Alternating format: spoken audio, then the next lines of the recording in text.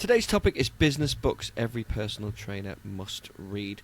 Andrew, you're almost out of time in your podcast recording room, so we'll shoot on with this one. We'll start with your one of your favourites, which is, I've lost my list now. See, it's all going wrong. They ask, you answer. They ask, you answer. There we go. Sorry, I'd lost it. James had moved it on me in the podcasting thing. Tell us about that. I love this book.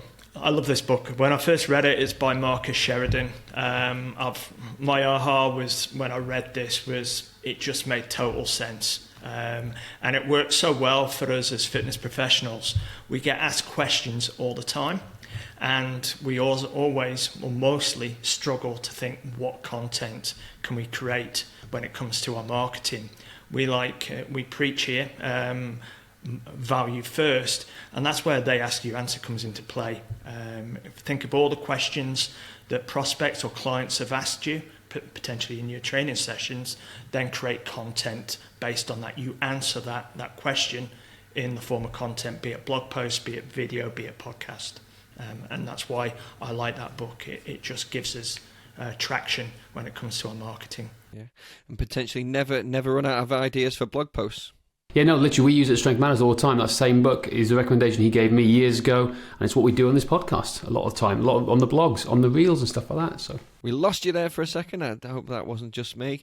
Andrew, you've given me a list of.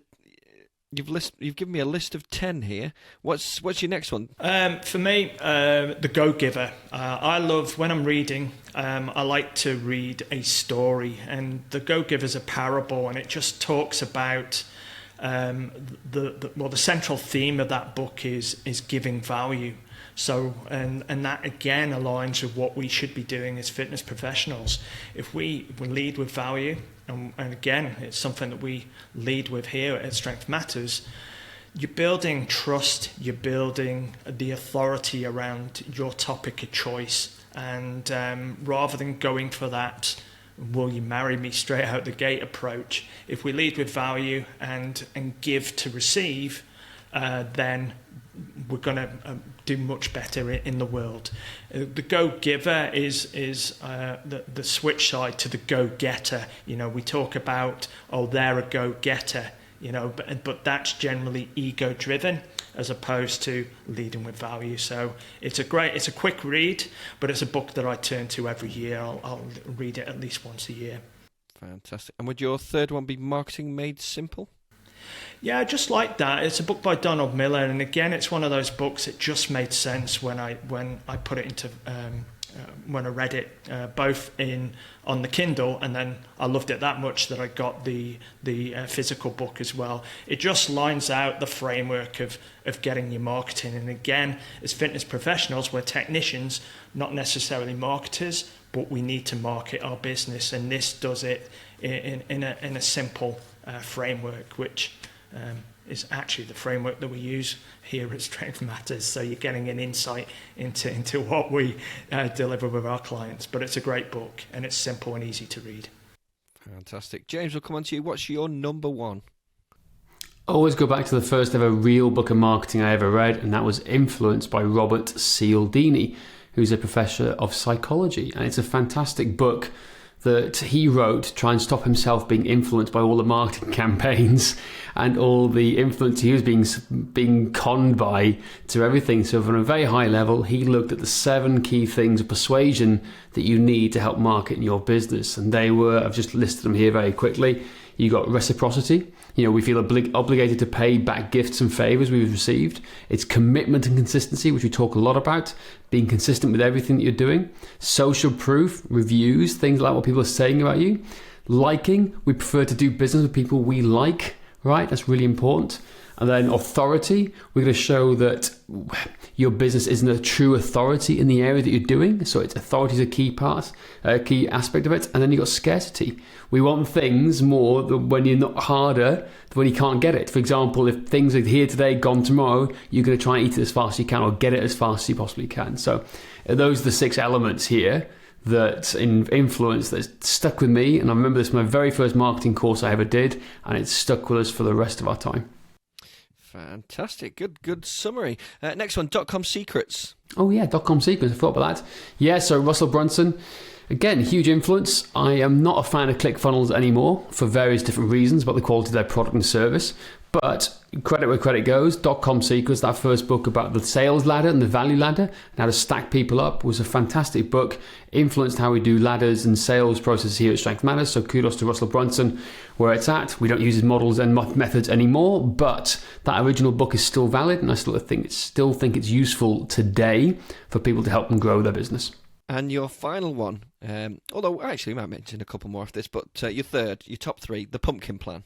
The Pumpkin Plan, yep, by Mike Mikhailovich. I don't know how to pronounce his name. I really don't. He makes a joke about it all the time as well. Mike Smith. Mike Smith. No, it's Mike Mikhailovich. Mikhailovich, isn't it, I think? I think it is that. But it's a really good book. It's more than, it's had such an influence on me at Strength Matters and how you're niching down and you want to cut the weeds away and become that prize pumpkin farmer. And there's a phrase and an image in that book that me and Andrew joked about off air before. And it's about, you don't want to be that old guy with a dangling ball sack, right? Who talks about his old life and how he used to be and how he tried so hard and he has no money at the end of it. Where the fact is, it's all about having a business that works and grows with you. And I think that image stuck with me, and I do not want to be that guy with a dangling ball sack at the end of my time with Strength Matters. So how about that? Read the book to find out. I was going to say, I don't quite know where that comment is going, but all right, yeah, we definitely don't want to be that person. Andrew, any, like I said, you had a list of 10 in our prep work. Any you want to pick out? Any others you want to pick out from that list? Yeah, I think one that really stuck with me was Find Your Why by Simon Sinek. It just gave me clarity and focus on why I'd chosen this pathway as a fitness professional, and it gave me direction. So that was an important book. But I guess another one to look at, and one that perhaps we don't like as fitness professionals, we've got to manage our money effectively. So looking at something like Rich Dad, Poor Dad is a great starting point. It gives you the framework again, but in a easy to understand fashion.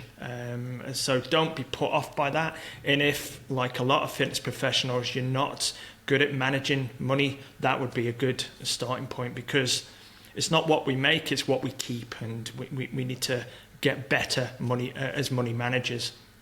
I think I'll add to that one as well, just not the same level and thought process of finances. I think, again, going back to Mike Mikhailovich, okay? He did another book before The Pumpkin Plan called Profit First. So Profit First, exactly the same thing, is understanding the real numbers in your business, not the numbers that your accountants give you. And I think that is a fantastic book. And in fact, we base a lot of those numbers and that method with all our clients in Black Belt, VIP and Elite to help them grow their fitness business, because it's that important. What you see on the balance and the profit and loss sheet is not really the real true level of your business and how it's growing, because cash is king and you need to have profit first. Absolutely fantastic. Any other ones you want to add to the list before we sign off? What about building a story brand? It's a good one. Yeah, story brand was good. Building your story brand, it's based, again, it's the framework that we use, telling a story that's going to resonate with your audience, making them the hero, not you. And that's the mistake that I've made in the past, where my first websites were all about me, the services I offer, the qualifications I had. As you've said, Josh, many times, people don't want to know about that. They never ask that. Whereas if you make out that you understand the problems they face and that you've got the solutions that to help them overcome those challenges, those weight loss or whatever their fitness goals and challenges are, then it's going to resonate with them, and the story leads through your website then for them to take the action you want them to take, which primarily will be a strategy call, a consultation, and that. So that's a great book, and again, it's an easy book to read and understand, and more importantly, to take action on. Yeah, exactly. There we go, guys. That is a pretty comprehensive list of business books every personal trainer must read, and it'll keep you pretty busy in 2024.